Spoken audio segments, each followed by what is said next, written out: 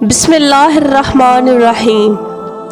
حضور اکرم صلی اللہ علیہ وآلہ وسلم شب معراج میں بیت المقدس کی طرف جاتے ہوئے مصر کے قریب ایک مقام سے گزرے تو انہیں نہایت ہی اعلیٰ اور زبردست خوشبو آنے لگی۔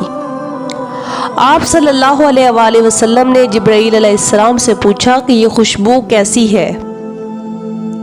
جواب ملا کہ فرعون کی بیٹی کی باندی مشاطے اور اس کی اولاد کی قبر سے آ رہی ہے۔ پھر جبرائیل علیہ السلام نے اس کا قصہ بیان کیا کہ مشاطے فرعون کی بیٹی کی خادمہ تھی اور وہ خفیہ طور پر اسلام لا چکی تھی۔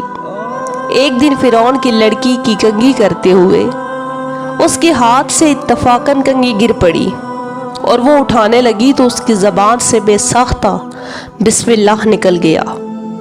اس پر شہزادی نے کہا کہ تو نے آج عجیب کلمہ بولا، رب تو میرے باپ فرعون ہی ہے، تو پھر یہ بتا کہ تم نے کس کا نام لیا، تم کس رب کو مانتی ہو؟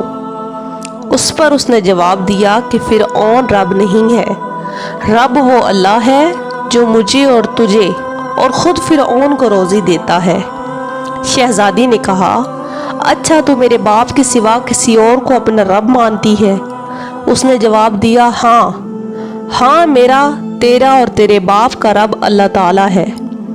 شہزادی نے اپنے باپ سے کہلوایا، وہ سخت غضبناک ہوا اور اسی وقت اسے برسر دربار بلوا بھیجا اور کہا تم میرے سوا کسی اور کو اپنا رب مانتی ہے؟ اس نے کہا کہ میرا تیرا رب اللہ تعالیٰ ہے جو بلندیوں اور بزرگی والا ہے۔ فرعون نے اسی وقت حکم دیا کہ تانبے کی جو گائے بنی ہوئی ہے اس کو خوب تپایا جائے اور جب بالکل آگ جیسی ہو جائے تو اس کے بچوں کو ایک ایک کر کے اس میں ڈال دیا جائے، آخر میں خود اسے بھی اسی میں ڈال دیا جائے۔ چنانچہ وہ گرم کی گئی، جب آگ جیسی ہو گئی تو حکم دیا کہ اس کے بچے کو ایک ایک کر کے اس میں ڈالنا شروع کرو۔ اس نے کہا کہ بادشاہ سلامت، ایک درخواست میری منظور کرو، وہ یہ کہ میری اور میرے ان بچوں کی ہڈیاں ایک ہی جگہ دفن کر دینا۔ اس نے کہا اچھا، کچھ حقوق ہمارے ذمہ تمہارے ہیں اس لیے یہ منظور ہے۔ اس کی دونوں بچیاں اس کی آنکھوں کے سامنے اس میں ڈال دی گئیں اور وہ فوراً جل کر راکھ ہو گئیں۔ پھر سب سے چھوٹے بیٹے کی باری آئی جو ماں کی چھاتی سے لگا دودھ پی رہا تھا۔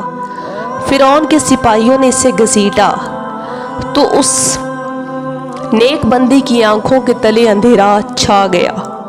اللہ تعالیٰ نے اس بچے کو اسی وقت گویائی دی، زبان دے دی اور اس نے بآواز بلند کہا اماں جان افسوس نہ کرو، اماں جان ذرا بھی پسو پیش نہ کرو، حق پر جان دینا ہی سب سے بڑی نیکی ہے۔